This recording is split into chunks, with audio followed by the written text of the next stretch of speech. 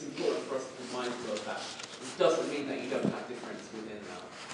If there's one thing that I would say to you in terms of walking away from today is that it's complicated. Yeah, got that, yeah. Identity is complicated. Are any of you would any of you as individuals think kind of you're not complicated? Because I certainly think that in terms of identity I am. Yeah, How do you? because we evolve, don't we? So it's going to change according to environment, association. Absolutely. I think it's more complex. Yeah. Yeah. Well, it's kind of both in my mind, you know, because what struck me when we started earlier was people shared a little bit in terms of journeys. And there's a real sense of you were at one place in terms of how you knew yourself, and then you're at a different place. And identity is a bit like that. And all of this stuff around what's the appropriate language today or how we understand something is really subject to change. So I'm not kind of even saying stuff to you that is absolutely fixed and certain, and that kind of 5 years from now we won't be framing things differently. It's just that piece about kind of making sure that you've got some of the foundation stuff so you're keeping yourself up to date. And one of the things that I've got to do all the time is I've got to actually, attend training myself. I've also got to read and read and read reams of paper that are about changes in legislation, changes in thinking, trends in terms of, say, language, etc. There's a time when it's a standard thing for people to say people with disabilities. And then actually one of the things that happened specifically in the UK was the disability rights movement kind of did a lot of work around using the term disabled people rather than people with disabilities. But if you go to somewhere like Australia, the standard thing is people with disabilities. So there's also the stuff around the kind of the national rules and how we speak about something here versus how it's spoken. Kind of 15 years ago, nobody would use the word queer with any kind of comfort in the UK, and certainly not in any kind of politically, kind of conscious way. That was very much a kind of New Zealand, Australian phenomenon. Now we talk about LGBTQ identities, it's completely new to do that. And lots of people still hate it, and lots of people have kind of really taken that term on and are using it politically. My aunt, 10 years ago, would describe herself as coloured. Yeah, we were told to say coloured, but we were little. Absolutely. Never say black. Absolutely. If you go to the US, it's very derogatory. And you say coloured is so offensive. Yeah. Well, I know, that's and it what is we were here. told. Yeah. I'm saying, I didn't know I was saying. Yeah. Yeah, the Robert and Marmalade, the Gollywog one. Exactly. Yeah, the Gollywog, and actually when I was in New Zealand the other day, there were a whole set of kind of craft products with Gollywogs on them. Of course, I had a meltdown in the craft shop, but it's just like that. They still have those in Yuki. Yeah. I didn't get it. When I grew up, I didn't get it. I used to see them all our neighbours. I didn't, maybe because I was young, I didn't get it at all. I didn't understand why it was offensive. Yeah. My granddad had one and I didn't know what it was. I just thought it was like another My coloured neighbours toy. were ever so friendly with me. I think they did it in that other level. Well, I think it was just they were collecting, weren't they? Do you know what was that rhyme that I didn't realise was really racist until I was older when I said it? Somebody, eeny, meeny, miny, mo. And I was like, oh. Really? Don't you think it's When I was younger, I didn't know what that was. it depends. If you start unpacking everything language. becomes Why offensive, do you not? doesn't it? Well, but you see, language is so powerful. It's the thing that gives us a sense in many ways, a description of who we are. Without language, and I don't mean that it has to be written language or even spoken, I mean however you describe language, it just gives us a sense of... There's something more It's very strange. hypocritical to a certain degree, because then you go into media, you've got high profile artists that use the N-word constantly amongst each other. But if somebody was to call, it become a massive political debate. So that's where I think sometimes we are losing the plot, or we're going that way, to where everything, there's a double standard. Yeah. Well, I don't like the use of the N-word in music, but it is a very different thing. I call myself Di. I choose to call myself Di. I don't assume that anybody would choose to do that in a social, like if you don't know me, then you don't know whether that's the word that I've chosen to use and whether the word that, and dyke actually in the same way that the N word was used in an inappropriate way. Dyke was a term that was completely offensive. For me, actually, I use the term because it conveys a particular thing that works for me. So there's a thing about who's using it and when, you know, and actually how somebody, like, if somebody chooses to, for example, define themselves as coloured, I can't argue with them and tell them they can't define themselves as coloured. I can't. No, what you say about yourself is up to you. Absolutely.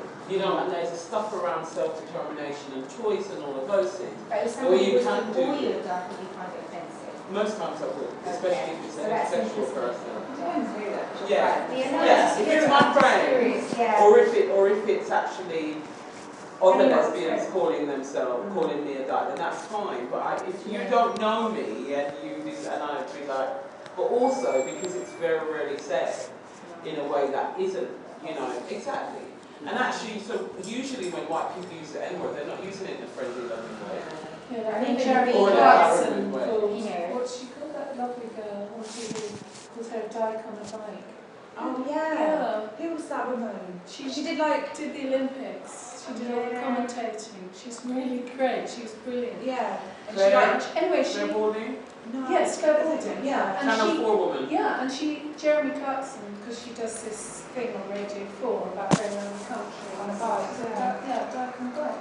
Anyway, she took him to his court for it. Jolly good, and she got damages because she didn't. You know, why should he? A man who doesn't even know her be able to say that to her. Absolutely. I think that's It's like how things evolve. Like, I mean, when I was younger, I had a friend who was mixed parentage. But back then, they used to call them half castes. So, yes, I remember a black girl being in a shop and saw my daughter went, oh, she's half caste. I looked at her and went, no. I said, she's mixed. Yeah, she's mixed parenting. I have to say, I used to get really upset. But now they say biracial. I have to say, I'm so proud of the... Biracial or mixed parenting. Really? Oh. I didn't wait to hear that. I said I didn't know that was offensive. Yeah. But we're going to do an exercise. Dual heritage or mixed race. We're going to do it. So you can say mixed race. I just have to ask my daughter if she knows all the right things. Is it appropriate? Okay. So ethnicity, that contested thing. An umbrella term identifying a group on the basis of shared features, such as a thing that is often defined as race, occasionally culture, language, religion, values, customs, country of origin, etc. So this is one definition of ethnicity. Other people would dispute that. Yeah? Could you repeat? Gender. Sorry, could you repeat that? Yeah, so umbrella term identifying a group on the basis of shared features. So it could be things like physical attributes, etc., or versions of physical attributes. It could be the thing that's called culture. It could be the different languages. It could be stuff around values and customs. Yeah? Because that's how we know ethnicity at the moment. Yeah? Gender, cultural interpretations and constructions of the roles, behaviours, and ideal traits of women and men, boys and girls. Does that make sense? What's different between sex and gender? Emily? Sex is like biological difference. Gender is like masculine, feminine. Yeah. But then obviously, female when you're born is still not necessarily just, you're not necessarily born a woman or a man. Yeah. And actually everybody's somewhere in between. There's no such thing. Yeah. So there's a whole thing now for me which has been really challenging as somebody who's been active in the feminist movement for over 20 years around how we define even what being a woman is. And one of the things that's really interesting for me is we go, we wouldn't do that, or women don't do that, or da-da-da-da-da. It's really interesting, kind of that thing of starting to go, but we're still in that thing of essentializing women and saying that actually somehow, because you have been born with these sets of biological features, that you can't behave in a particular way or you must behave in a particular way. So again, complex and complicated. one of the things about doing any work around identities, we don't know ourselves outside of all the definitions and all the things that people have fed us. We don't know ourselves outside of the institutions that we, were schooled in. We don't know ourselves outside of media. We don't know ourselves outside of parents. So it's really interesting, kind of, Miranda saying, we were told to say, that would have been the right thing at that point in time. It requires unlearning. And one of the things around doing any of this work is not assuming and actually being willing to unlearn everything that you think you even know about yourself and managing your own defensiveness. So when I talk to people, like I do a lot of work with people around what we call white privilege. And when I talk to people about white privilege or around male privilege, or if we talk about non-disabled privilege, or a very unfortunate term, cisgender privilege, or when we talk about those things, there's a way that actually what we immediately do, the thing that I say to people, the thing that works for me most is if we actually lose our defensiveness, or if we cut through it. So we recognise that the human position is immediately to go, but I didn't mean that, but surely it's not so because we're hearing something strange and alien, etc. You do a lot more work if you're willing to go, let me open myself up and test this thing. That's very much a part of a person's trust and ability to trust, yeah. And the way they were brought up to be able to look at themselves. Yeah, yeah. Otherwise, you will just keep the barriers up for Absolutely. security. Absolutely. It's also about a political commitment to something different. So consider that we won't have a different world if we don't get rid of some of our defensiveness about our own territories. And the territories are not the border territories run by UKVA. They're the territories in our consciousness. Like, we really don't get most of the time how rigid we think, because actually we're the liberal generation. We're the generation that grew up on television and actually had different conversations and went to marches. And, we did all of those things. We are that generation. And so we think actually we're really, really open, and it's shocking sometimes for us to start to unpack how closed we are and how closed we can be. And the big thing is going, okay, what am I defending in this moment? Like, what am I holding on to? Yeah? Can I just ask, sorry, did you read something that said ideal trait in the bit, that you read before, it's something about ideal? No, I didn't say, no, I didn't use the term ideal, no. Oh yeah, no, so the stuff about gender, that bit, cultural interpretations and constructions of the roles, behaviours and ideal traits of women and men, boys and girls. What does that mean? So the idea that to be a proper woman, then this is what you should be, for example. Do you know, does that communicate? Yeah. So where, I don't know if your parents did this with you at all. One of the things that my mom used to do with me when I was growing up is tell me how to sit, because if you didn't sit a particular way, then it wasn't ladylike. And I could never ever get it right. I mean, look at me now. It's just like I was always like, and she'd be like, oh, just sit. Sit with your legs closed, or cross your legs down here, or whatever. And she used to go, just be kind of all of that stuff. And that was all about what you're supposed to be in terms of appropriate female behaviour. Little girls don't do that. Little girls don't do that. And absolutely. And my mum was way ahead of her time in lots of ways. But when it came to kind of, I don't know, good manners, as she perceived it, that was all about good manners and good behaviour. You know that thing about boys not being allowed to cry, for example? Sugar and spice. Exactly. My brother still can't cry. He's only cried like once in his life. Yeah. He was beaten for crying. He was at school. There you go. So, it's been trained out of him. So he doesn't have permission to actually be connected to the core of himself. He's been told that he needs to be this way as a boy and as a man. And it's incredibly restrictive for everybody concerned. When you do stuff around masculinity, if actually men are told that the thing that they have to be is a dominant expression of masculinity that has to look like, absolutely. But even strong, what does strong mean? It's a very one-dimensional interpretation. Exactly, we all want to be strong. We all need to be strong. Absolutely. No matter what sex or gender. Yeah. You know, so that's what that means. Yeah, does that communicate? Does everybody got that? Brilliant. Okay. And race or racism, as I said, race is a contested term, as racial categorization is seen as an action that is not politically neutral. But it doesn't mean that we stop talking about racism, because race is a social construct, so therefore racism still exists, because what we're doing is we're saying, you're black and therefore I view you in that way. Does that make sense? Yeah? Okay.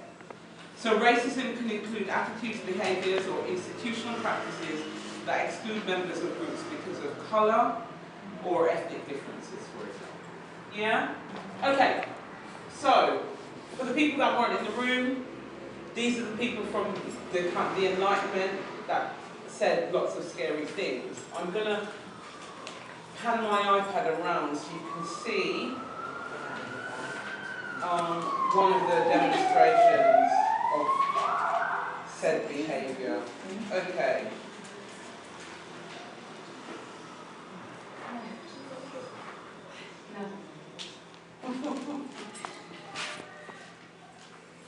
So I read a book about this, yeah. So racial science gave us the idea that what you have is you've got the more primitive set of people, usually people originating from sub-Saharan Africa, and then the most evolved people would be the people that were originating in Europe, and everybody else was somewhere in between. Yeah? And the idea was that the people in sub-Saharan Africa were most closely connected to apes. Yeah? And so when we think about talking about things like race and racism, it's important that we understand the history of language. Okay, why are you doing that? What do people know about colonisation? One person, so head. Is it like, so we went to like a country and we colonised them by making them all, like imposing our values on them?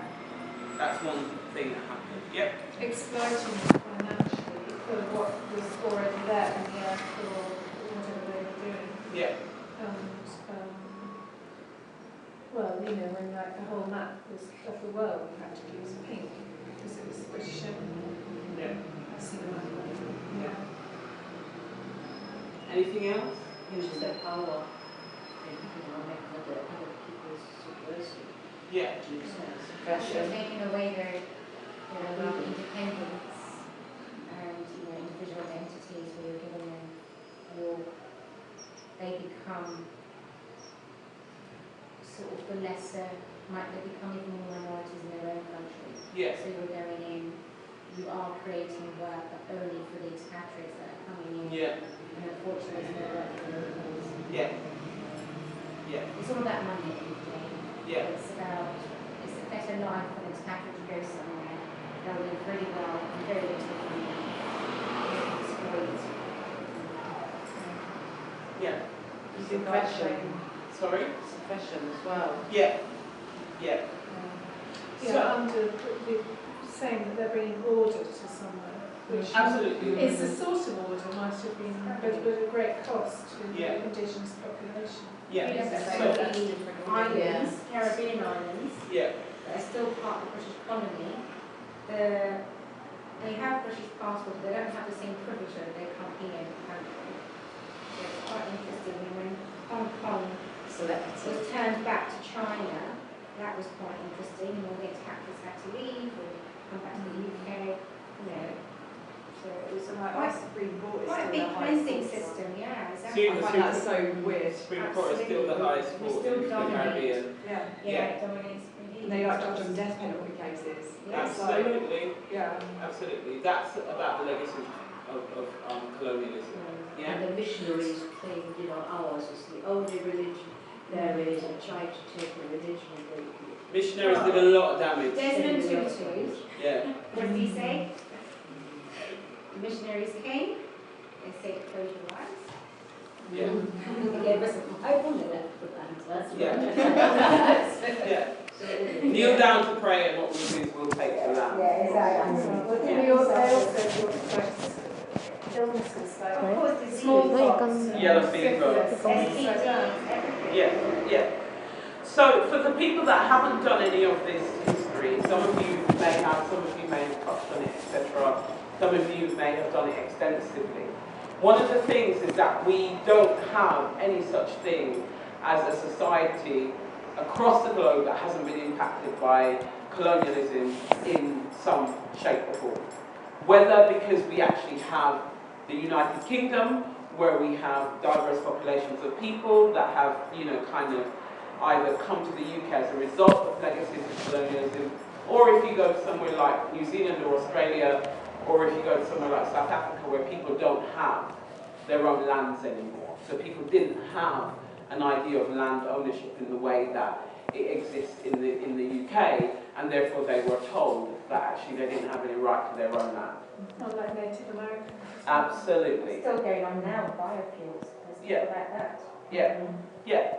And so it's really one of the things about understanding or placing this is actually understanding that we don't have, again, an equal situation in terms of the world and in terms of power. And if somebody says to me, how did I end up here in the UK? What am I doing here? Because it's usually not a black person who's asking me that.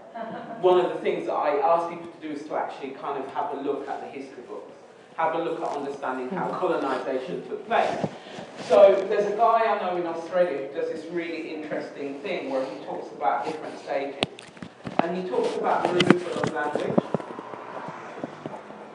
And then he talks about the taking of food. And he talks about the introduction of different substances. So in Maori communities and in indigenous communities in Australia and also in the States, levels of alcoholism, for want of a better way of putting it, but levels of problematic drinking are much higher than in the white populations. Yeah? So introduction of different substances. Yeah?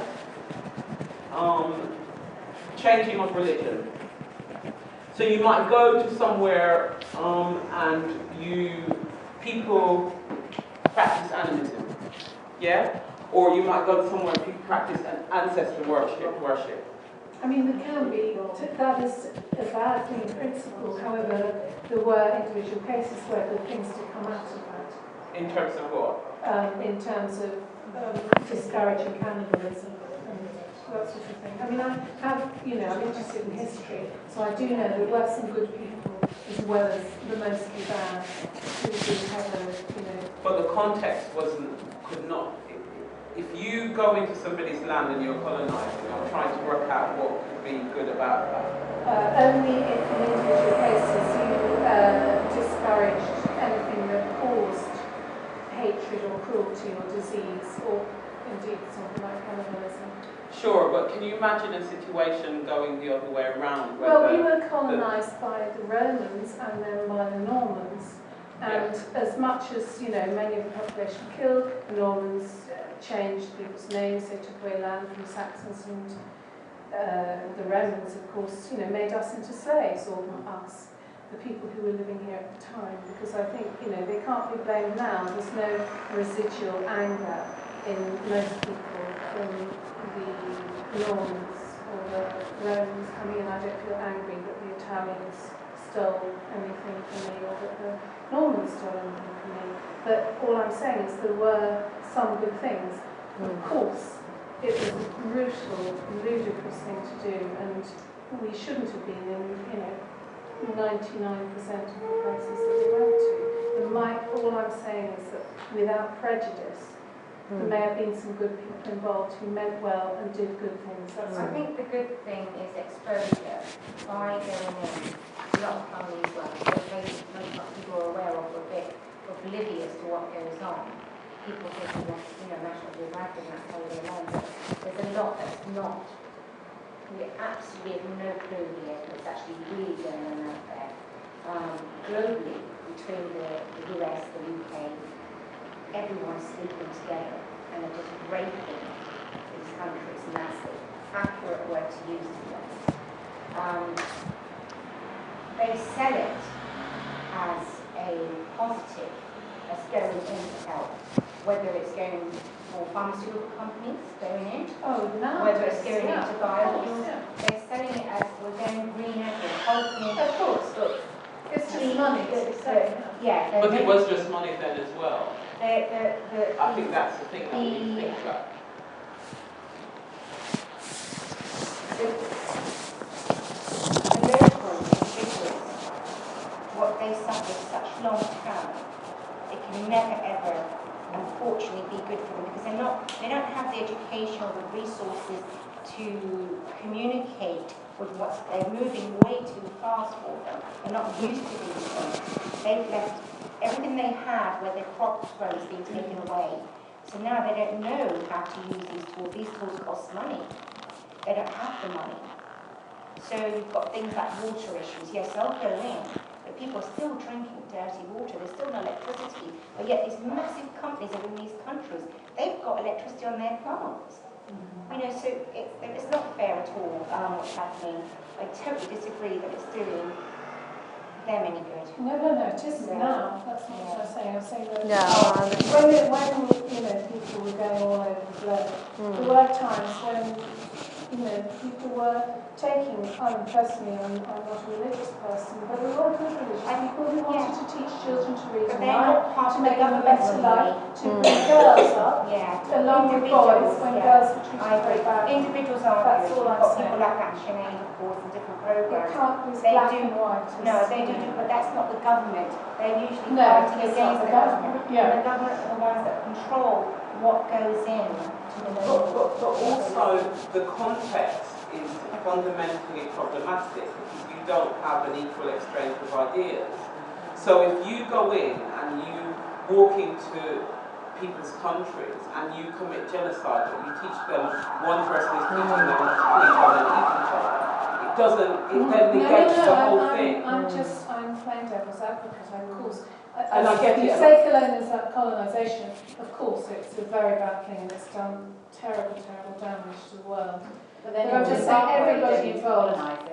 Just kill in Zimbabwe, where just killing your own people and taking their But there's a land. whole history of colonisation that's happened in Zimbabwe. Yeah. And I think that's the thing, the same thing with Congo. Like, what we have, the whole experience within Europe where you had movement and you had demonstration, it was nowhere near at the scale that it happened in terms of what we now call the global south. You didn't have the levels of genocide that you have had through colonisation, and you didn't have the changing of the face of the world. But can you, I don't know, you can equate that, you know, the amount of deaths with, you know, it's But very you different. but you can do, because you can go actually in terms of, say, the African experience of slavery, where the figure you have as a minimum figure is 30 million Africans taken out of Africa and actually enslaved. How could we not kind of draw a comparison in terms of talking about a few thousand people in terms of what happened? I'm not saying each individual life is not important, but in Europe is not in a situation of being damaged in the same way that the countries in the global south remain damaged. Like, actually, indigenous people in New Zealand have never recovered from what happened to them. Indigenous people in Australia have never recovered. First Nation people, nor have the African continent has never recovered. South Asia has never recovered. Southeast Asia has never recovered. South America has never recovered. Actually, what you have is although the world is changing, so you now have a situation where economically China is dominating, you know, India's turning around economically despite levels of poverty, Brazil, etc. What you still have is you have European domination in terms of status and in terms of what's normal and what's acceptable. So when we talk about skin colour, the whole idea of one thing being more beautiful than the other is a direct legacy of colonialism, where you are told that the European ideal, the thing that I passed around, the European ideal is the right way. It's the more beautiful thing, it's the more intelligent thing, and it's a purer thing. So white equals right and right. Black equals bad and evil, essentially. Media plays a major part. It pretty much selects who gets up and who doesn't. what comes into our mind. A recent example was Hurricane Sandy came through, went through Cuba, black communities, no highlight whatsoever. Yeah, none. The moment it hit America, people thought, wow, 77 people died.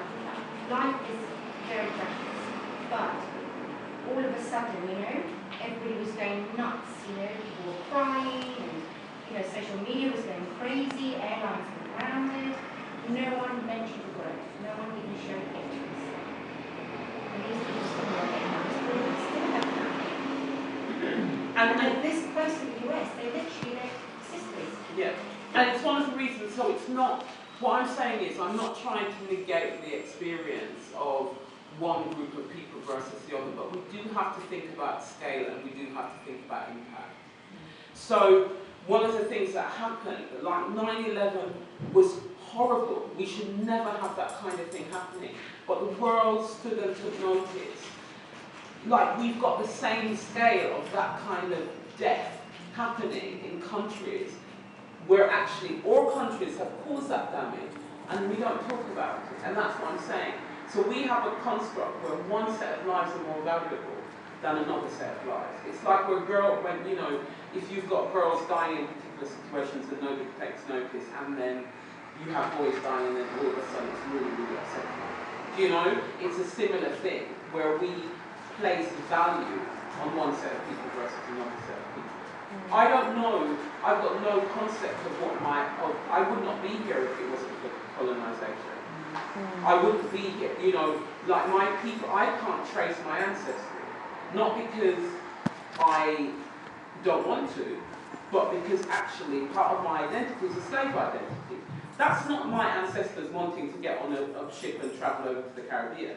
That's somebody taking them from one part of the world to another, not because they love them, but because they actually thought that they were animals. So therefore, to say that it doesn't continue to have impact, we need to be mindful that it continues to have impact all the time. We're not living in a post-colonial society where it's all done, dusted and sorted. We're living in a post-colonial society where we're still being impacted by that. And it's important to understand that. And here's the thing, it's not like it's the people, it's your fault, or my fault, or whatever. These are the histories. But what we can do is we can go, not on my watch, it's not going to happen again, but also, how is that having impact today? How is that having impact today in terms of how we treat each other, in terms of how we understand each other? If people, one of the things that we say at work, if we're going out and we're doing public speaking and people can't understand why we might be angry, then we've got no space to go, we've got no movement. I've got every reason to be angry because of my experiences, because discrimination actually, was it you who spoke about being angry earlier? That's what discrimination can do. It can make you angry. So if somebody tells me that I don't have the right to be angry, they're immediately silencing. It's like if you've had a painful experience and somebody says, don't be hurt, get over it really, really quickly, then that's really silencing. So if you've got 300 years of a and 300 years and a legacy of experiences, you might be angry. But anger is not necessarily a destructive thing. No, but I was just thinking earlier. You know what I mean? It's really useful. The other day I was just thinking, I was walking along, I was just thinking, it feels sometimes that everybody's got a chip on their shoulder about something these days, do you know what I mean? Like everyone has something that I'm a woman and I, can't get there, or, there's, do you know what I mean? Everybody feels a little bit, I've got I had a 15-year-old who wants to be a boy because she's got cramps, I just wondering, I was just thinking it's a pity that everybody's so angry all the time, really. Well, not everybody, but... Sure. Well, here's the thing. I think there's a space where we can work, we have the opportunities, coming from spaces like this, to have that anger be constructive. So my anger, fortunately, through education, upbringing, etc., my anger doesn't come out in destructive ways. My anger comes out in my politics and my activism, etc. But that's because I've had access to a particular set of resources. Not everybody's going to have that experience. And if we work at creating a different world, where we go, you know, let's have women not be silenced because of their experiences. Let's have women not be silenced simply because they're women. Let's actually work to create a world where women have voice. It's the same thing that we're saying. Let's create a world where black people have voice, where black women have equal voice to their white counterparts, where lesbians have equal voice to their heterosexual counterparts. That's the kind of thing that we're, I was going to say something, and I think it sounds quite awful, but I remember a point last year when I was like, my family hadn't come to see me, my brothers were just like, wow, you've been going through these problems for a long time, you go help yourself, blah, blah, blah. And I was thinking, do you know what, I feel that in some ways, and I know it sounds terrible, it would be easier to come from a place like the Congo or something where it would be, because it happened to so many people, it'd be easier to talk about it, do you know what I mean? Because I know that sounds really bad, not easier to talk about it, but you don't feel so isolated. Yeah, I think in this country, like I sat with a girl yesterday and I was telling her about my experience. She was like, you don't look like someone who's gone through an experience like that. And I think that in this country we are not very good at kind of talking about things. Like people want you to have gotten over stuff. I think they don't like, you know, I think somebody said it on BBC Parliament the other day, it was really interesting, and she said like paedophilia and all that sort of stuff has been around for many, you know, centuries, but why are we so shocked that it's still going on? It's the way we could approach it, do you know what I mean? And it's not like I'm jealous of the people in the Congo, that's a terrible thing to say, I don't, you know, but it was like, if I'd have come from there, would it be easier for me to talk about it because people would be, oh, okay, that you know. No, I get what you're saying. What I would say. Because of the prejudice of the other person that you're from the Congo, okay, well, you know, that happens over there, and you know, let's talk about it, but you're from, you know, this, and you need to get over it because you've got all. But people say that to women in the Congo in the same way. Yeah, that's why that's a bit of ignorance like that. But I remember last year thinking, well, would it be easier? Would it? I don't know, but you know it sounds awful. No, Becky, I get it. I get it. What I would say is, again, women in the Congo, when they have experiences of sexual violence, etc., very often are coming from a situation where there's very little access to provision because the Congo's been so damaged, where there's very little support, and actually there's a lot of silencing that does take place. So whereas here we might think, because it's happened so much, that there's a lot more scope to talk about it. I've worked with Congolese women that didn't talk about it till actually at their asylum seeking interview. Do you know what I mean? Or actually once they were here. I've worked with women who live in the Congo who actually haven't had the space to talk about their experiences. Do you know what I mean? So again, that's actually how we deal with violence against women, which is actually we prefer silence generally as societies. We know that this is a problem and we want it to go away. That's right. And one of the ways that we want it to go away is by I mean, this is like extraordinary. That's a long time ago. I hope we've all become more enlightened. But I mean, I was pregnant and it wasn't that many years after I was very badly damaged. And I said to my doctor, my GP, when I'm examined at the hospital, could you put down I'd like to have a woman examining me? And she looked very annoyed. And then she went to do something and I turned my notes around and see what she'd written. And she'd written, "Dear Dr. So-and-so, I'm very sorry to have to bother you with this, but this woman's asked for only a woman to examine her. She was attacked and she hasn't got over it yet." Yeah, that's it. I mean, I changed doctors. Good for you. But it was so patronising. And this is a woman. This is a woman with children.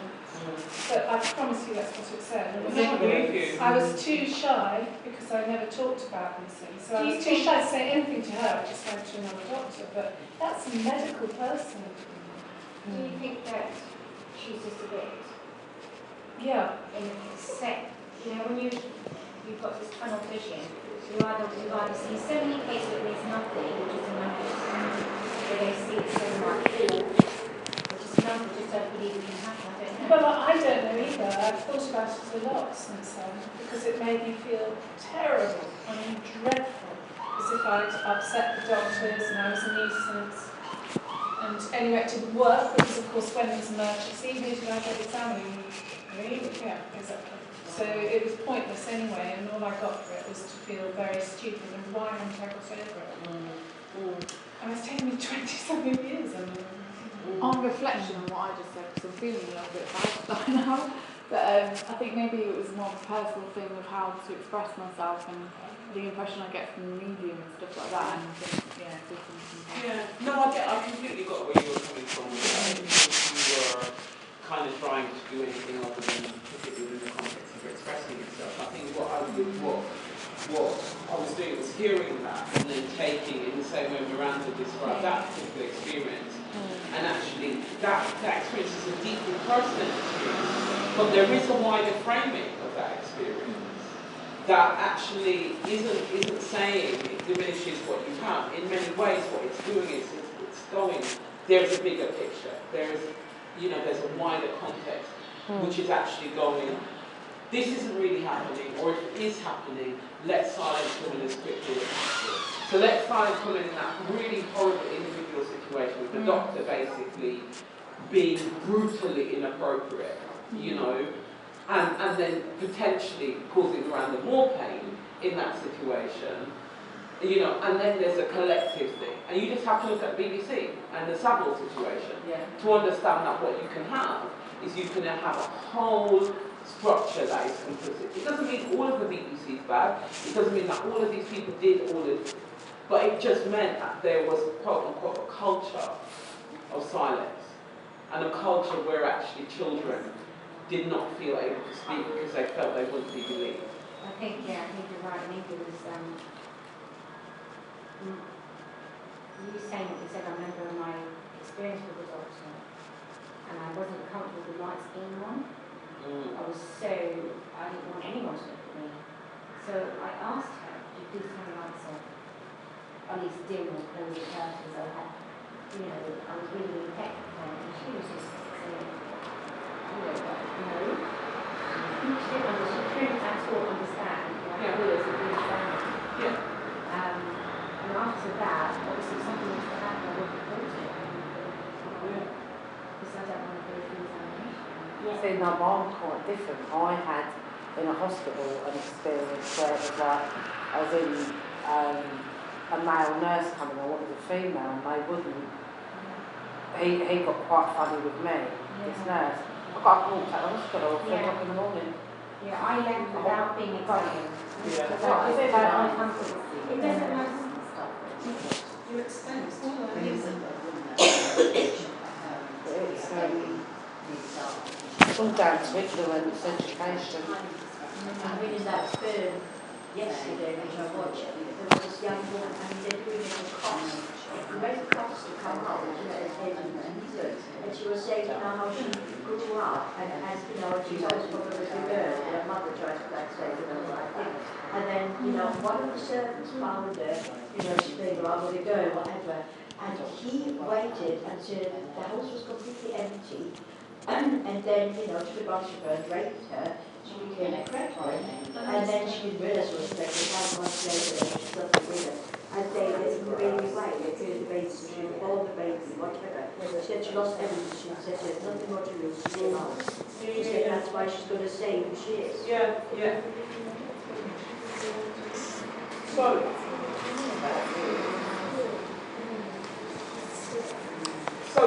in many ways, what I want to do is I want to contextualize everything that you've said, including, the thing that Miranda shared with us as an individual experience, within all of this stuff. How can it be that we've got a society where you wouldn't have a doctor that was appropriately trained, and actually then go, I know exactly why this woman would be saying this? That's because actually we haven't bothered to do it at the level that we need to, right? Why do you think we haven't bothered to do it? What are we saying to women when we haven't bothered to do it? What's the message? It's not important. Exactly. And why would that be?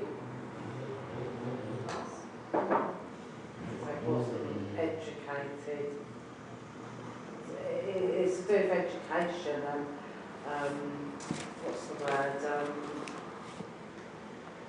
Authority. And there used to be a thing, I mean, Lee said soonest mended, which is the most stupid thing we've ever heard of. But there was kind of, well, if you don't think about it, people will get hurt or something. That's... Well, how about thinking about it this way? How about the fact that it might not be that much of a priority in terms of the society? Because actually that's, in terms of having, I've been doing this work for a while, and I'd like, there's part of me that doesn't get surprised, and there's part of me that does get surprised by how little a priority an issue like this can be. Yeah? Do you think that's because of because that's the hierarchy and men rule it and all that sort of thing? Or do you think it's maybe because it is a minority happening in this country? I hesitate to think of us as lucky, but I mean, at least it isn't like the Congo and like Somalia and things like Sudan, where, women are, it's happening every day to a lot of people every day. And maybe it's like if you've got an obscure disease, I mean, loads of money goes into cancer and heart research, but it's very difficult to find an expert on certain illnesses. People don't really bother because they're rare, and perhaps, I'm hoping it's partly that they think. I know it's not rare, so I don't know why. No, it isn't rare. It's horribly unrare. And the stats are actually wrong. But people think it's rare. A lot of people think it's rare. A lot of people older men who've seen this Jimmy Savile thing, they say, that couldn't possibly have done that to so many women. Some of them must be imagining it or something. Yeah. So the conception is that it's rare because people haven't said anything about it. I didn't when I was a child. God, you could have tortured me, I wouldn't have admitted anything. You've got to look at how the media's changed as well over the years. Like 20 odd years ago, it took a bit longer for news to get into the newspaper, whereas now we've got the access, internet, it's like that. Yeah, what's acceptable behaviour and what's not as well. We've become... No, I'm fine, thank you. Should we have a little bit of a shutdown? Yeah. Sorry, it's 2:20. Yeah. I'll shake down. I'll shake somewhere and then I'll have to get up and be a 999. So I'm getting it, Jackie. No, I'm shaking down there. I can't be doing you shaking down and then 999. That's a scandal, yeah.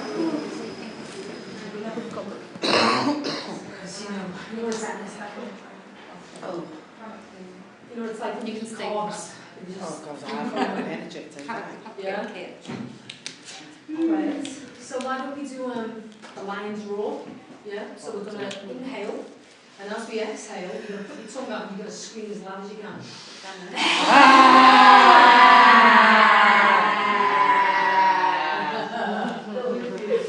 Inhale. Stick your tongue out. Let's have another one. Inhale deep. Exhale. Just a little bit of movement. Move your wrists, move your ankles. See you tomorrow. Yeah, shake that. Let's move. Come on, let's move. Let's move in a circle. Let's move in a circle. Bye. Hi there. Hi, Tia.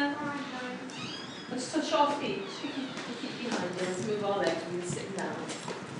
Get the circulation going. We're not doing too badly. We're nearly finished. Send them on a plane. It is like your aeroplane. You've got going on there. And then bring your knees up to your hands. Knees up to your hands. Shoulders, knees and toes, knees and toes. They'll remind me. Shoulders, knees, toes. You know the Hands up to the sky. The grime version of that, the young people's version of that. No, I dread to think. The migraine scan. Oh, And then right. head, shoulders, knees and toes. There's done. Oh, yes, my daughter does it. Yeah. Head, shoulders, knees and toes. Oh, yeah. I think I like she goes like Yeah. Yeah. Yeah. Okay, as you're clapping, we're going to do the line draw, so inhale. Exhale. And again, inhale and hold it for 6 seconds. Inhale and hold it for 6 seconds. And then when you exhale, do your lines draw. Inhalation. Hold it for 4. And as you exhale, expel everything from your lungs. Change direction. Couple of more rounds, and then I think we might feel a little bit energized. We can push through some 3 o'clock, yeah? Yeah. Okay, we'll do a little light jogging. Just shake it up. Mind your therapy pole. Just gentle taps to your cheeks. Trust Amina. Okay, change direction. Last time, clapping.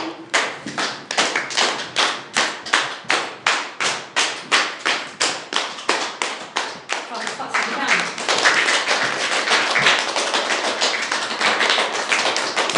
Okay, sit somewhere that happens sat. Everyone move around. Just get my stuff, sorry. Sorry. Okay.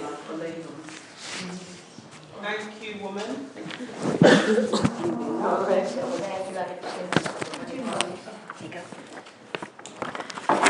very radical. Very radical. We're doing radical stuff around. We really are, aren't we? So yeah, we're turning it all upside down. I love it. Can you believe people go through whole days without doing any of that? No? I was at a meeting the other day and there was a woman asleep. She was like this. And she looked fine. She wasn't like doing this. She was like this. And I kept looking at her. I was like, wow, she'd mastered it. Yeah. Sort of look in the right direction, but just... But they have a little snooze on. Yeah, snooze. Definitely. Yeah. Like half of Parliament. Backbenchers. Okay, so this is called the cycle of oppression. This is important because one of the things that is useful, particularly if you're going to be supporting women, is to actually, in your head, be thinking about how you contextualize that experience within the bigger picture.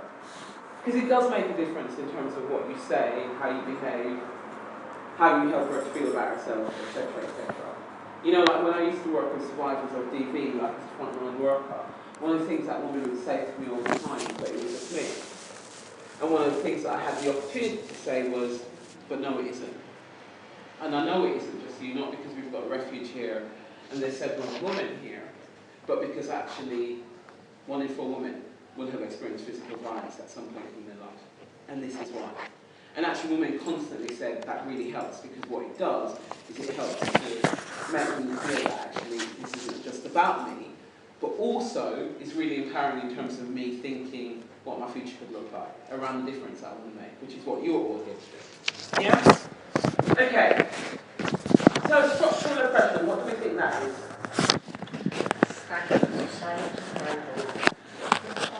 It's a big thing. Yeah, it's a big thing. Remember the Stephen Lawrence inquiry, the Macpherson inquiry, where they talked about institutional racism? Yeah? So that was really looking at what's happening at a structural level.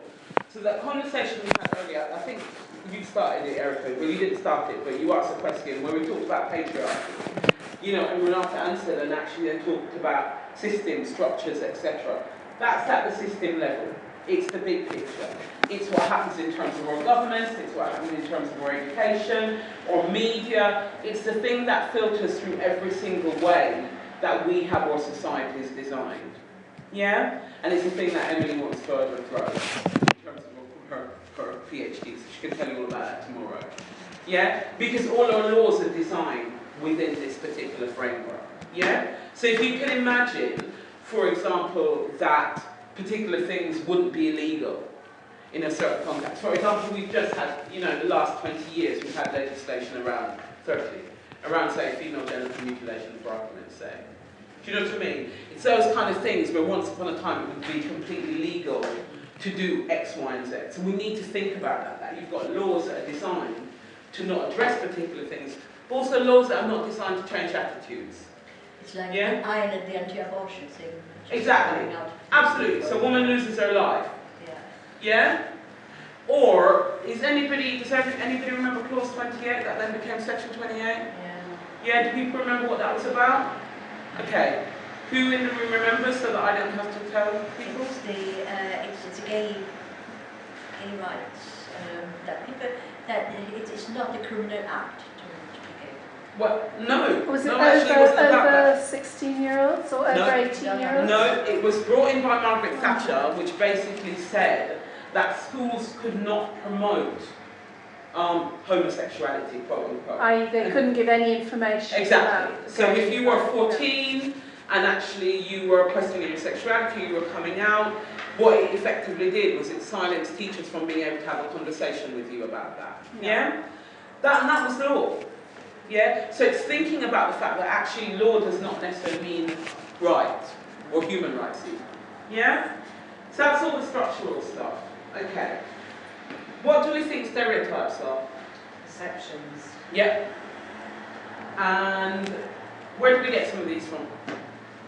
Because we get them out of some of the structures, from like some of that. yeah, Education, society, Yeah. media. yeah.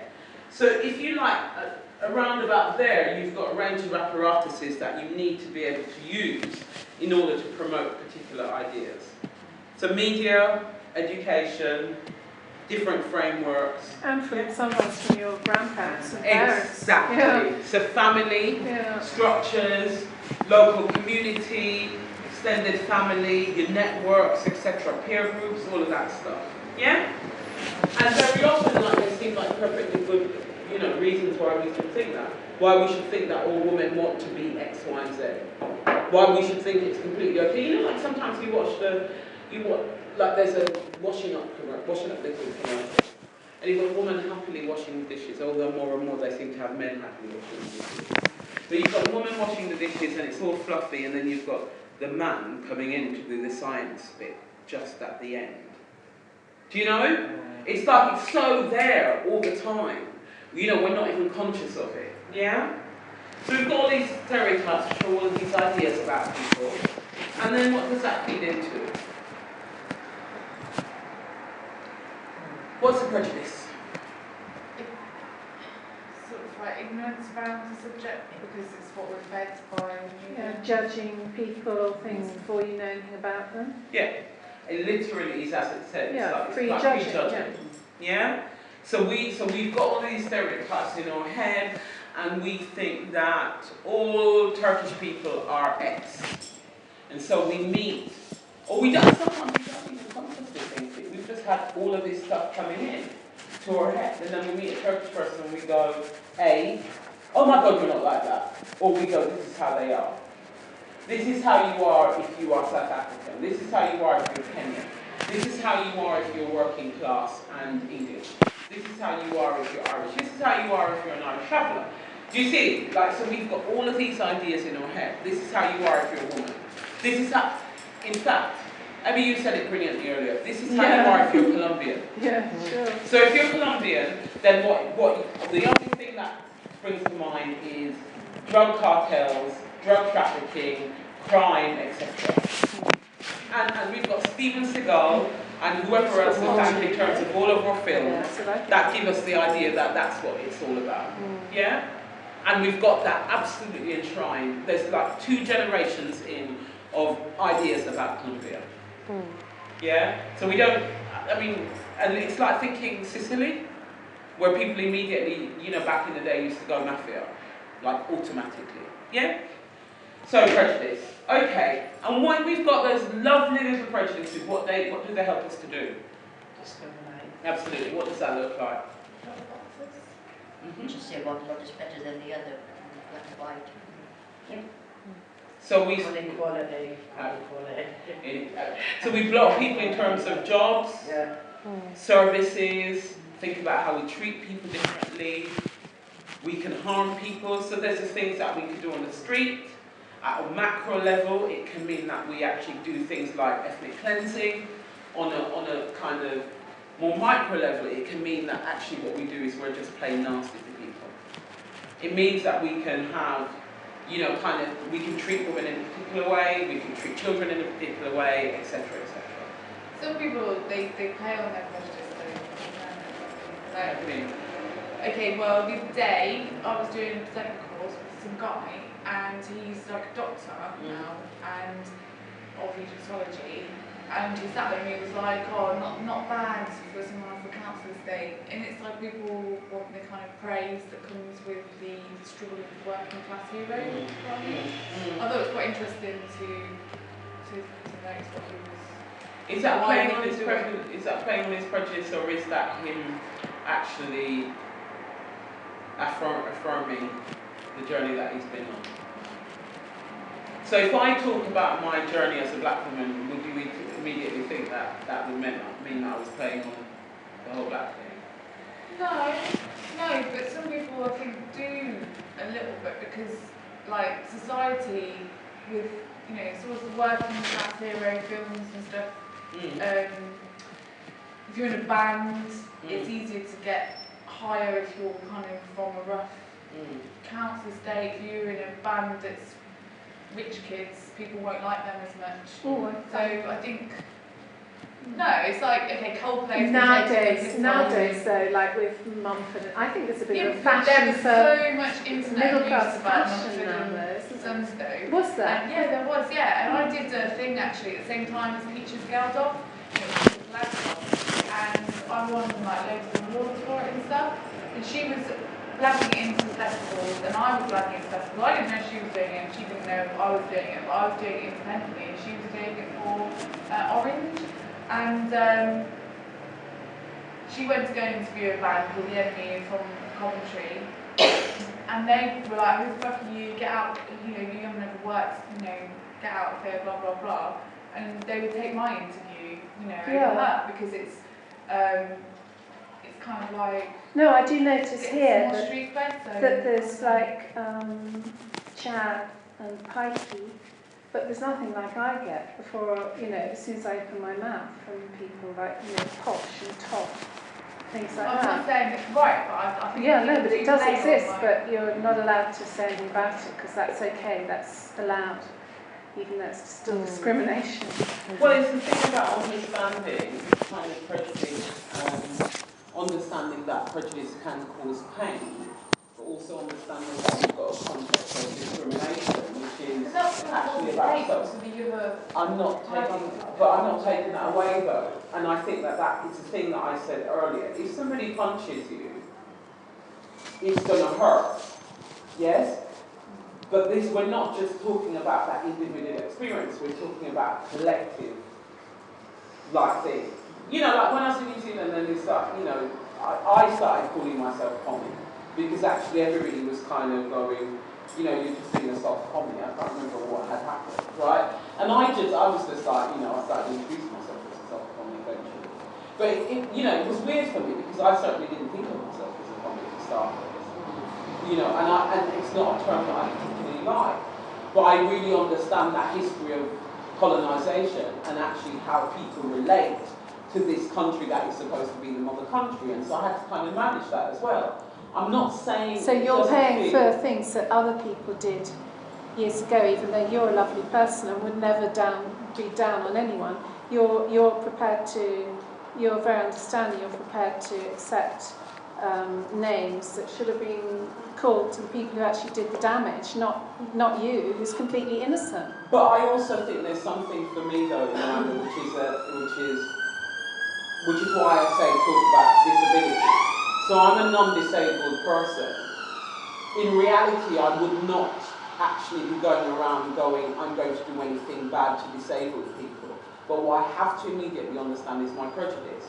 And if a disabled person actually in a conversation with me is fierce and challenging and all of those things about that privilege, what I can't afford to do is get defensive. No, absolutely. No, I'm just talking it through. What do you visualise as disabled?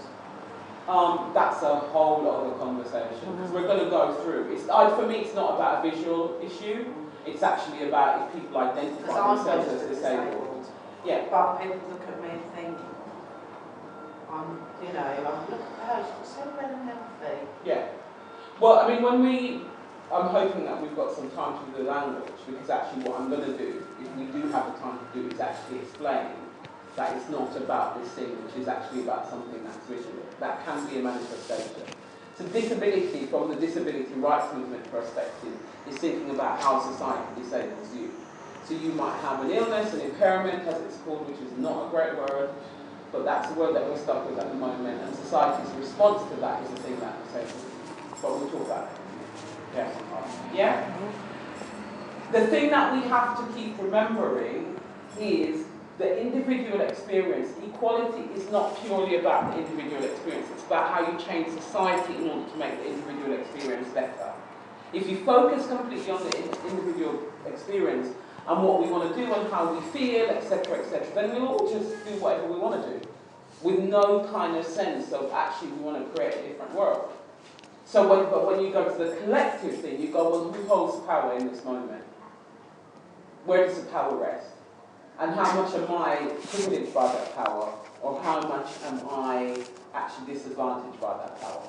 And that's what it comes down to. There's no grey area when it comes to that. You either are or you aren't, in terms of a particular thing. There's no grey area for me around disability. I'm non-disabled. Therefore, I'm privileged by my non-disabled status. If somebody is disabled, actually that can present disadvantages for them. And it can be a whole range of disadvantages. Yeah? From the craziness that our government is doing around benefits at the moment, to what it might mean in terms of access to service, to work, etc. Yeah? And that's the thing. It's the piece that we don't like to deal with. None of us like to deal with our own privilege. In many ways, it's easiest for us to sometimes think of ourselves in terms of the disadvantage, even when we haven't actually got that disadvantage. That's a lot easier. You know? Well, you know, sometimes it's, you know, it's like there's no point in me thinking of myself as a poor non-disabled person. You know, even if somebody calls me something that's actually deeply offensive. It might hurt in that moment, but there's no point in it, because actually what I've got is I've got privilege in that area. You know? Does the cycle of oppression make sense in terms of how it flows? Any questions? Does that sound really bad into what I said earlier about him, the glory from, is that, I'm a bit confused. I don't think it sounds really bad. I think there might be, you might have been a bit judgmental of him, because that's his particular journey and how he validates himself. Because he might be working class man made good, and for him, his journey might have been one of non-acknowledgement. And so for him, it might be quite important for him to say, I've done well, you know, and isn't it great that I've done well? Do you see what I mean? Yeah. And actually, and I get what you're talking about, which is that whole glorification of this whole working class made good thing in terms of music, etc., etc. But I think that's quite a specific sphere, which is a bit like the black athlete running fast or whatever, which is how we want to put people in particular categories. But as an individual expression of journey, you know, that's his thing, isn't it? It's going to be, you know, I've done well. And I get that. Because if you have a particular disadvantage, then you might want to be able to go. It's like sometimes when women make it in the corporate, you know, in the corporate world, and they go, yeah, you know, like I did it. You know, I was at a thing last night, and actually it wasn't the corporate world, is the, you know, the first woman president of the TUC. And she had to say, it's a big deal that I am the woman president of the TUC. Because she isn't just the president of the TUC. It'd be great if that was the case. But she's the first woman president of the TUC. It shouldn't be that way, but she is. So she has to acknowledge, she said, you know, 20 years ago this would not have happened. And so it's that thing about, you know, the journey, you know, the road travelled. Acknowledging people's journey as well with them. Yeah. Yeah. But also, you know what I said about the thought and the sneeze? It's not bad that you think that. It's, you know, like you think it. And then I think it's because, like, you know, when you've gone through so much therapy and stuff, like, and you say things, and like, oh, why did I just say that? And when I was looking at him, I was thinking, oh, I wonder if he's saying that out of a bit of low self-esteem, you know. It's kind of like a mirror, do you know what I mean? I was like, I don't really want people to look at me and think, because I'm always talking about my genes, it's my sort of impression of what people will think of me, and I suppose that's why I was saying. Okay. Self-reflection. Self-reflection is cool, particularly if you're doing identity work. Because it's for you to be able to manage yourself in your interactions with people, it requires self-reflection. And it requires, there's no point in pretending like you're not holding power in a situation. If you're the person providing support to somebody, you hold the power. That power can be exaggerated by your identity and by that person's relationship. Do you think it'd be helpful when we're supporting people to show them a diagram like that and to talk about it or not? It depends on how you deliver the support. It depends on your structure. But it's certainly helpful for you to bear in mind in terms of where you're positioning yourself. Do you know what I mean? And like one of the reasons why I said the stuff about the culture thing and about the, that thing of have the conversation with her about how she defines her culture, what matters to her. And don't just have that conversation with people who look a bit darker, because that's the temptation. We go into the room with a South Asian woman, we suddenly start talking about culture. We're in the room with a white working class woman, we forget that actually she might have a whole cultural identity that's defined by her, and it might mean something to her. Or for the middle class white woman who might go, this is how I express my British culture. Do you know what I mean? So if you build it into your practice, it then doesn't mean this thing that it's just about those other people over there. In many ways, it's a thing that I said earlier, it's complicated, it's complex. But what you can do is you can take yourself to task. And if you're supporting women, there are times when you're going to have a moment where she's going to tell you that you're posh. And you're going to have to hold it. Do you know what I mean? She's going to, I've had moments where people have said things to me where they've gone, you don't get it, Marianne, you don't get where I'm coming from. I've had a trans woman say to me, you do not get where I'm coming from because you haven't walked my journey. There's no point in me going, yes, I really do, and actually I really do, and don't be upset with me, or it's literally, you're right, I don't. At least we know there's one journey we have walked, and that's the connection. So absolutely, other things won't seem so big. Absolutely, and it is that moment where you can go, I don't get that, but you know what? I get this. I get what discrimination feels like. So I might not have had that experience. Help me understand. Absolutely. Help me understand. But also are there things that you want me to, are there specific things that you want me to get about this? Do you know what I mean? Because sometimes that person might turn around and go, it's not my job to help you to understand. Go away and do your work. Do you know what I mean? Because that's like the other bit. Apart from in this context, there are times when I have said to people, hello, your homophobia is yours, go away and research. You go and do the work. I don't want to have to put myself on the line to have you go on a bit of a journey so that I can make it better for you to deal with your homophobia. Do you see? Actually, that's your piece of work. And in a support context, you don't want the person to feel like they have to be the person that fixes you in order to support them. What you can do is you can go, just let me know if you know what you need from me this minute. And if I can't deliver it, or if you feel I'm not delivering it appropriately, what we can do is we can talk to the person who is supporting me to do what I'm doing. Do you know what I mean? It's that kind of thing where you immediately open a space up rather than, because people know when you're being defensive. Believe me, when you're like, but I didn't mean to, and that's not where I'm coming from, and please don't pick on me, because actually I'm not exactly like you, don't hate me, because actually I didn't mean to be the bad person, I didn't do it. They know that. So there's a thing that we talk about in my office, which is you get yourself out of the way. You get yourself out of the way so that you open the door for the person. Do you know what I mean? And that requires a particular skill. Yeah. And the huge thing is it requires dealing with your own defensiveness, which is a really tough piece. Yeah? So I'm worried about time. So are you alright with me just skipping through this language stuff with you rather than... No, it's alright. We've got like 12 minutes left. So I'm going to do a 5-minute blitz with you, yeah? Yeah. Okay, so able-bodied is a no. Yeah?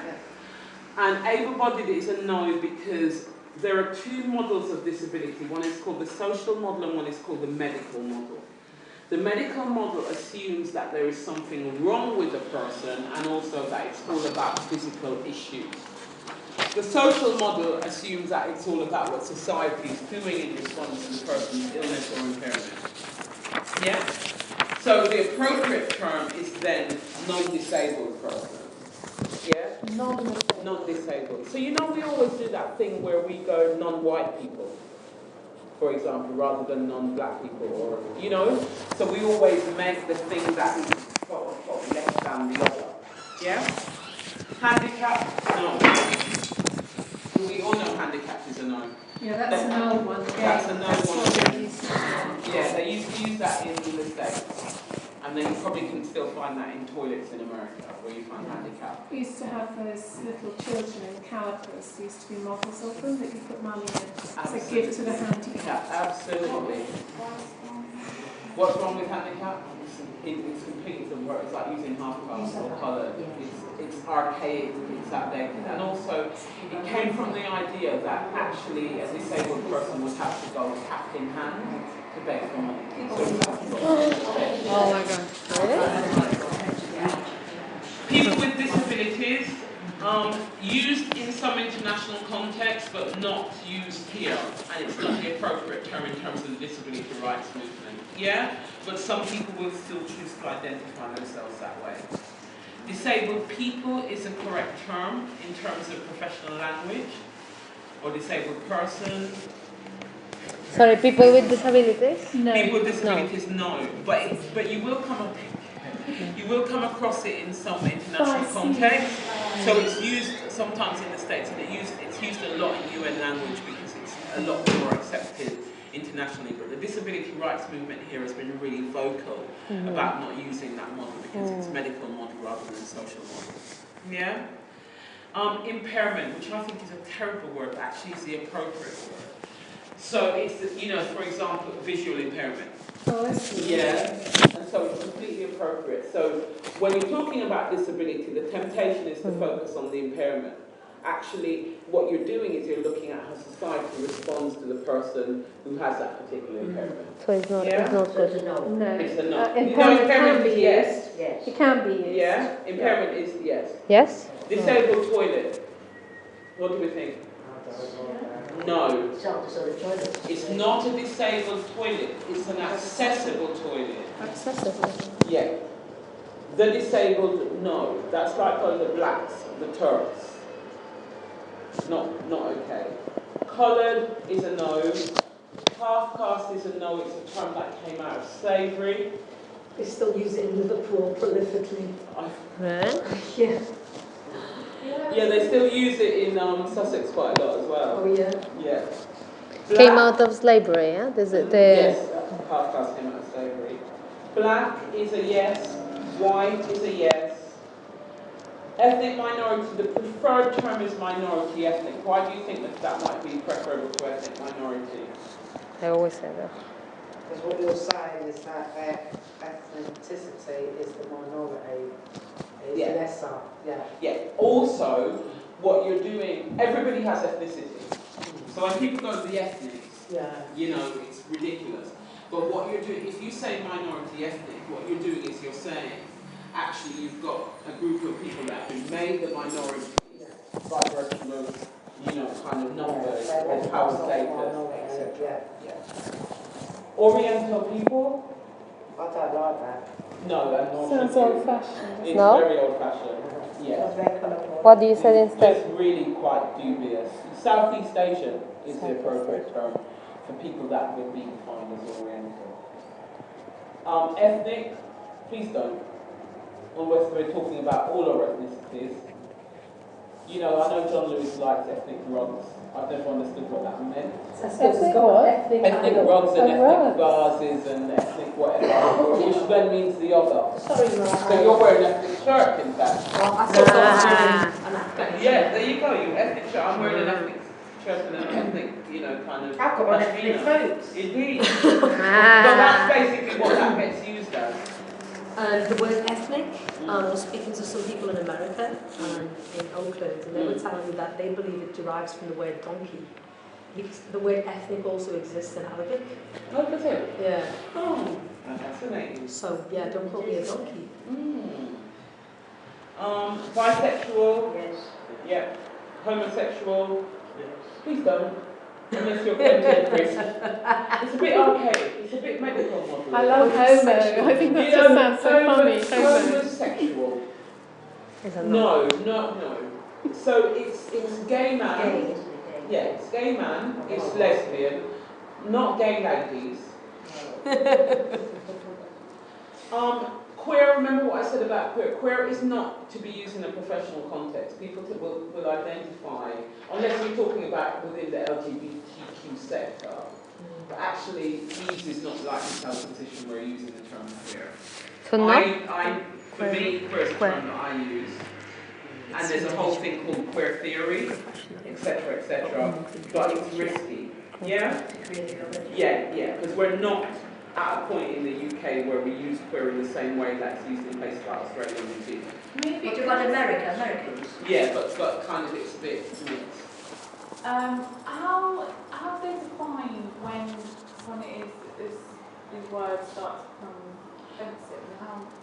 Usually led by the political arm of any community. So hence the term black. Yeah? And the term black, by the way, is used not to just denote people of African and African Caribbean origin, but can also actually refer to people who are South Asian, for example. Because black as a political rather than a term to define purely colour. Yes, that freaked people out in the States, because when I was in America, I would say, as a black woman, and they'd be like, what? And I'd say, yeah, as a black woman, and they'd say, you're not black.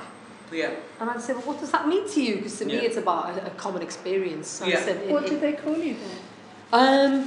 A lot. They use the term POC, which is person of colour, which is fine. Person of colour. POC. Person of colour. Let's see now. So, yeah, everyone did think I was Mexican. But this thing about the term black, I had to explain, and even in Britain, amongst the community, as a woman of colour, the umbrella of black, for me, is very strong. Yeah. So, they are things you need to explain.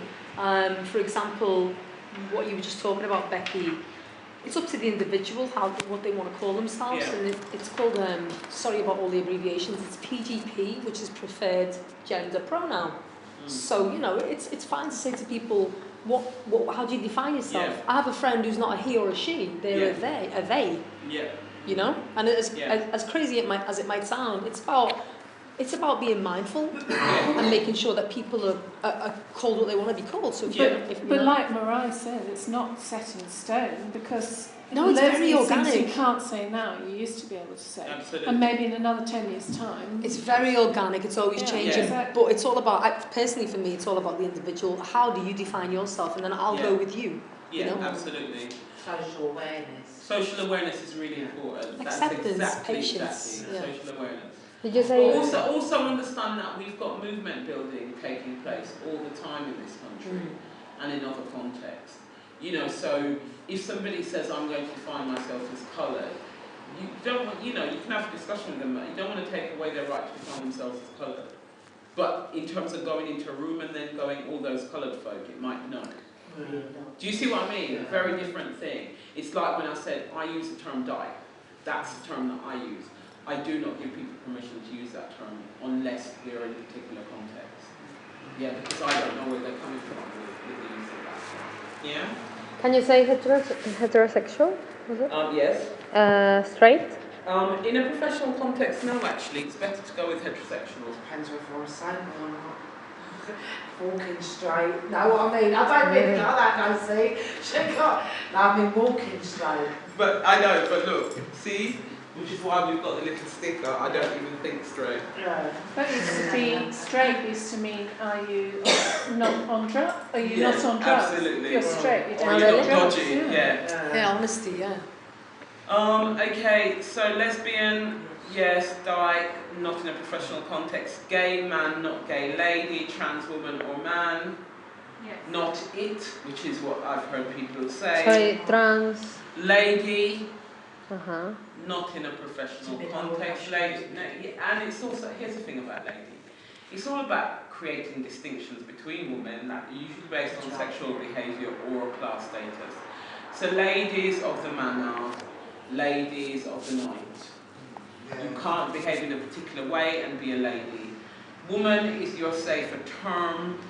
Some women have gone through particular journeys where being called lady is quite important to them because of class discrimination or because of racism. That's an individual choice, but professionally you want to stick to woman. Yeah? Girl, if she is a child. Women involved in prostitution, for example, women being exploited through prostitution are very often called girls when they're 35. Police officers like to do this in my experience. Of course, not every police officer, quite a lot of them. Can we not call women girls? If women within their own family context choose to call each other girls, which is what happens in my family quite a lot, again, that's personal choice. But in a professional context, can we call women women, please? Miss or Mrs.? No. No. No. Let's do Ms. I want to Ms. Yeah. And if she writes her name down as Mrs. So-and-so or Miss So-and-so, again, that's personal choice. Substance misuse. Let's go with problematic substance use, because it's safer. Problematic substance use. Yeah. Problematic. Right. Prostitute. No, working woman. Woman involved in prostitution, woman being exploited by prostitution. I'm a working woman, I'm not involved in prostitution. Sorry, You see what I mean? can you just Sorry, tell me again? Prostitute, no. No. Because you focus, the thing Oh about no, I've prostitution. never said that. No, so the thing about it is you focus on the institution. Prostitution is an institution. Yeah? So the woman's involved in prostitution or she's been exploited through prostitution. I suspect that user's position might be exploited through prostitution as opposed to involved in prostitution, but I could be wrong. But I can guarantee user's position will be about the institution. And it wouldn't be about using the term sex worker. Yeah? Chav? No. Please don't. Please no. You know, it's this term that's been used, this whole derogatory thing about working class people and about working class people made good, etc. Negro? No, unless you're Spanish speaking, in which case negro is black. So it describes a colour. Yeah? Jippo? No. Pikey? No. Traveller? Yeah. The elderly? I think yes. Can we just say elderly people? An elderly You person? could say an older person. Yeah. Older Or person. older elderly. I person. think it depends Older on person. your social. Yeah, so you might do elderly people in your family context. Older people is actually the appropriate term that we want in a work context. Older. But definitely not the elderly. No, exactly. Is that really discriminatory? Yeah, the blacks, the Turks, the disabled. Please don't do that. Mental illness. I prefer that as opposed to mental health problems. Yeah, Because mental health's not a problem. yeah. It's a state of mind. Yeah. It's, yeah. Rethink, which is a mental health agency, says that mental health problems is still acceptable because of the problems arising out of mental health issues. But some people choose not to use that term. Please don't use the term schizo. Oh gosh, no. Sorry, mental illness? Yeah, mental illness is fine. Some people say mental ill health. That's what I say, psychosis. Exactly. Horrible. Okay. So that was the whistle-stop tour of the language thing. We're going to wind down now. Right. Any comments before I do a little bit? How do you get trained? Okay, so I'll make it really quick. Yeah. If we can just go around the room, one thing that you've taken away in terms of the work that you've done today. Challenge people or it's challenging? Brilliant. Yeah, challenge that things you really, but my defensiveness actually around subjects which, I can be quite and then I'll reflect on it, so really interested and I've got a lot out of it. Educational eye-opener. Good. Yeah, I'd say I've learnt a lot. I've taken in about 8 hours worth, not 5 hours. Brilliant, right? That's brilliant. Ja, mi tyle koncept zareagował, new. actually, even though it was like, well, eye-opening.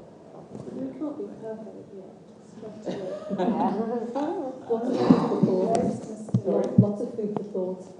Yeah, indeed. Lots to think about over the weekend. Take it further, can't Thank you very much. What I want to say is thank you for coming and thank you for creating the space, for holding the space, for letting me intervene.